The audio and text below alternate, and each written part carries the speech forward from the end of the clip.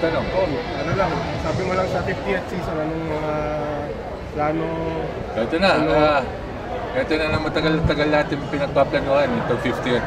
So, nandito na tayo, 50 na tayo, madami tayong mga plano. One, may press con tayo sa October 1. Tapos ngayon, may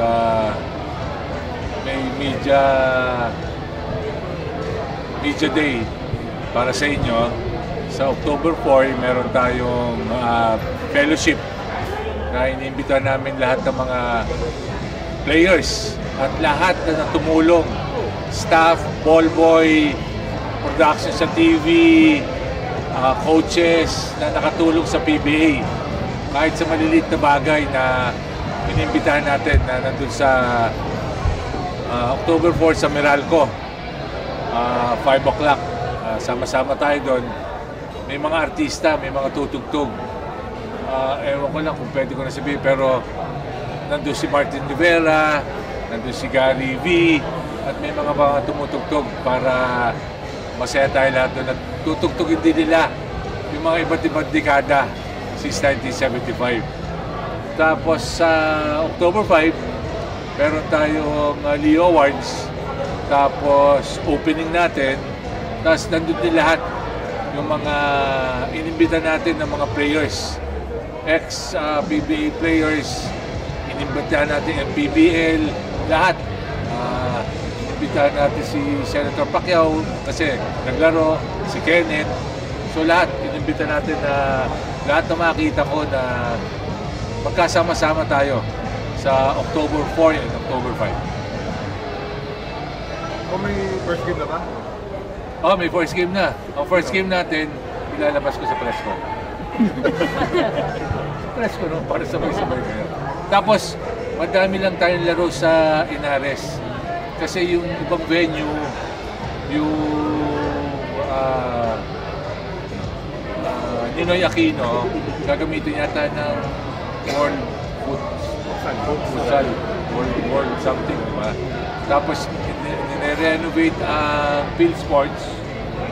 Ang alam naman niyo, pag ganitong panahon, bare months, si Araneta at si Moa, nahihirapan tayo. So, kalimitan natin, Inares, Antipolo, Montalban, Rizal. Pagpasensya mo na niyo yung venue. Pero magaganda naman yung venue niya. Inares, Antipolo o Montalban? Antipolo at Montalban. Gagamitin. Hihirit ka na. So, kung ayaw nyo matanggal, sabihin ko sa mga editors nyo. Ano? Yung may nag-confirm na bang mga pupunta na former players? Meron. Alam mo, madami nag-confirm. Tapos, bigla last minute, hindi ako pwede. Pero sabi ko, kung hindi kayo pwede sa dalawang araw, kahit sa October 5, alam ko meron na mga 100. Alam mo, pagdating sa... Kaya ayaw ko magsabi ng pangalan.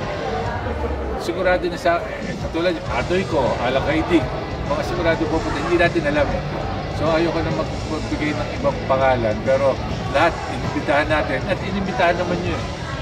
Diba, na tulungan nyo kami na mag-imbita pa rin sa mga... Hindi lang sa mga players, sa mga tumulong din sa PBA na makarating tayo sa 50th. Kamilan nyo na-expect nyo na darating for both days? Kasi noong una mas madami yung October 4. Sinabi ko mas kailangan ko sa October 5. So tinitingnan ko mga more than 100 sa October 5. Sana. Players. Sana kasi noong una bilang ko 200 eh.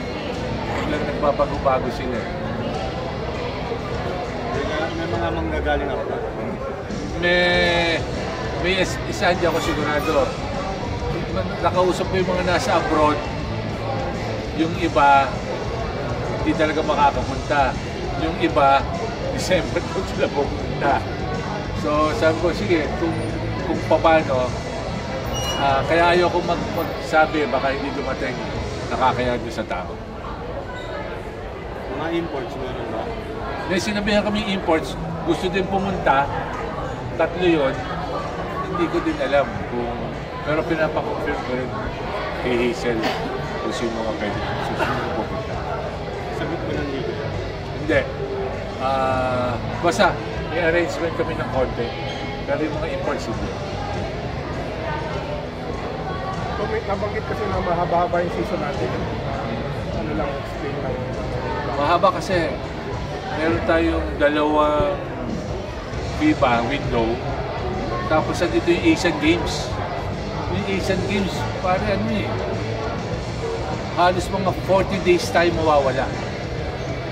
So gumagawa kami ng, mapapag-usapan namin kung makakagawa ng mini tournament. 40 days kasi yung second window, yung August, may window. After ng ilang araw, Asian Games na. Eh gusto ni Coach Steve, kausap ko, mga 10 days before. So, pasimula doon sa window na 10 days na bibigay namin, tapos maglalaro yata sa Australia at sa New Zealand. Mga ilang araw, kaysa maglagay ako ng laro ng 2 araw, 2 game days, idediretso ko na. Papadiretso ko na para sa Asian Games. So halos 40 days tayo mawawala. Pero gagawa naman tayo ng mini tournament. Kailangan makagawa ng mini tournament. At sana may makapunta sa ating mga guest team. Ang gusto namang guest team, itong All Filipino. 2 team na gusto sumali. Sabi ko hindi pwede. Halimbawa kayo mag-champion, All Filipino yung ano natin. So, pinipilit natin doon sa window na 40 days. 40 days tayo na nakahinto. So, yung sa scheduling, ano yun, off-season yun ng between conference. Mangyayari na nga, yun yung pahinga eh. So, pero yun ang pinag-uusapan namin na board. Kasi pag inilagay ko sa una, okay naman kasi nandiyo pa yung imports. Pag nilagay namin sa bandang huli, madadagdagan po yung sweldo ng import. So, pinag-aaralan pa namin.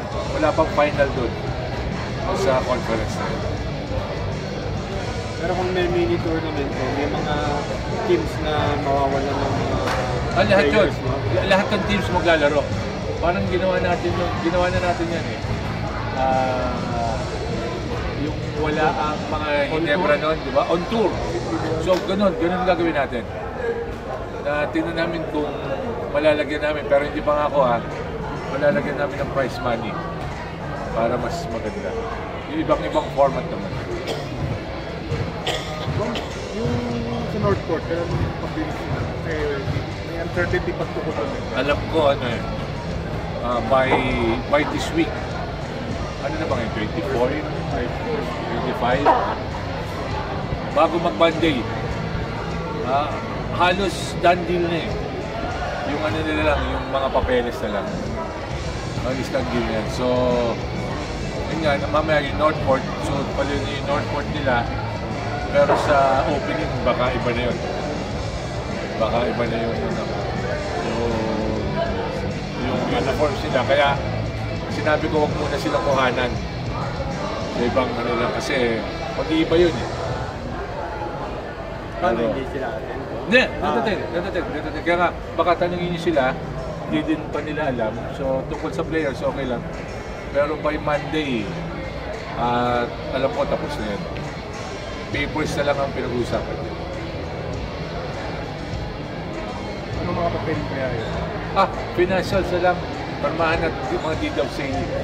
Mga nitty-gritty na lang na parehong legal nila ang nangangailangan. Pero sa atin, mukhang okay na sa atin.